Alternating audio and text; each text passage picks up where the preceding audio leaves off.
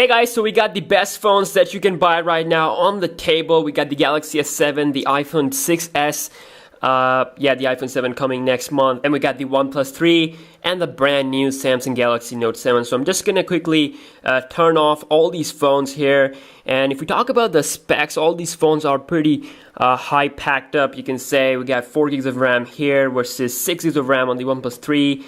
2 gigs of RAM on the iPhone 6s, which is enough for the iOS environment, and then 4 gigs of RAM on the Galaxy S7. So I mean, Android phones, they have like 4 gigs of RAM now as a default RAM number for pretty much every flagship Android phone.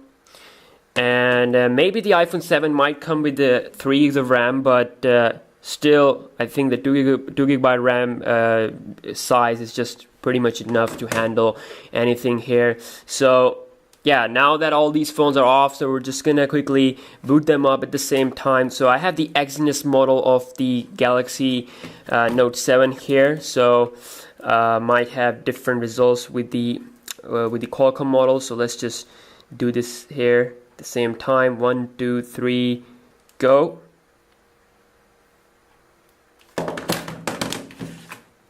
Let's see here, which is going to be faster.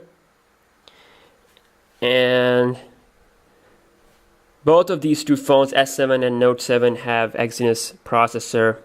You can see the iPhone 7, first one to boot up, okay? And then we got the Galaxy S7, and then we have the Note 7, and then the slow boy here, OnePlus 3. So OnePlus 3 comes with Qualcomm processor. So Qualcomm devices, as far as my experience goes, they always take more time compared to the other phones. You know, iPhones most faster, and then we have the Exynos phones, and then Qualcomm devices. So also, if we talk about the display, we got Quad HD on the Note 7, Quad HD on the Galaxy S7, and then 1080p, and then we have 4.7-inch something ridiculous resolution, but it's Retina display. It's still pretty good, but it's small, and of course it's the most lightest of all these phones here on the table. Of course the 6s Plus have 1080p display. So we're just gonna quickly fire up the Geekbench 3 benchmark application to check out the scores, and of course these are just, you can say, not real life scores. So for real life speed tests, I've compared the Note 7 to all these phones in separate videos, so you can check them out on my channel.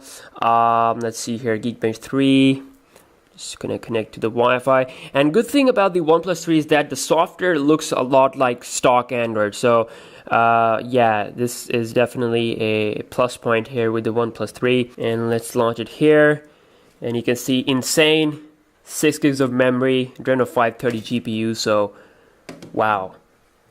And then we have the Note 7, of course. Originally, I thought the Note 7 would come with like Snapdragon 823 or 821, but you know, they decided to have the same stuff as the S7, you know. So yeah, let's just run the benchmark here. You can see Meli T880 GPU, which is the same as the Galaxy S7, so you can see side by side, no difference at all. So you can check the speed test comparison between the S7 and the Note 7 on my channel. I'm just gonna run the benchmark. Let's see here. All these phones here, Android phones, we have Android Marshmallow on the Note 7, and also Android Marshmallow on the S7, and also on the OnePlus 3. But on the iPhone, we got iOS 10, of course. It's beta 5. Yeah, it's the latest beta, and you can see the scores are pretty insane for 4,455 multi-core, and then 2,553 single-core. And then we have the OnePlus 3 here with the multi-core score of 5,559. And then we have the Galaxy Note 7 with 6,054 multi-core score. You can see the iPhone, it just dominates when it comes to single core score, but OnePlus 3 really close here, and the Galaxy S7 is almost done. So let's see. Okay, we got an error, so I'm just gonna run this one again. Okay, so it's done, and we have 6,228 multi-core score. I guess is the best here out of all these phones, and and yeah, 2064 single core score. So these phones are pretty high end. They're in real life speed wise, they are also pretty close.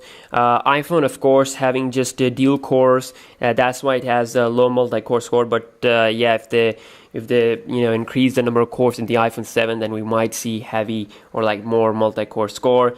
So yeah, that is it. That was a combined speed test between all these phones here, and like I said, individual speed tests are there on the channel. I hope you guys have enjoyed this video, and see you guys in the next one.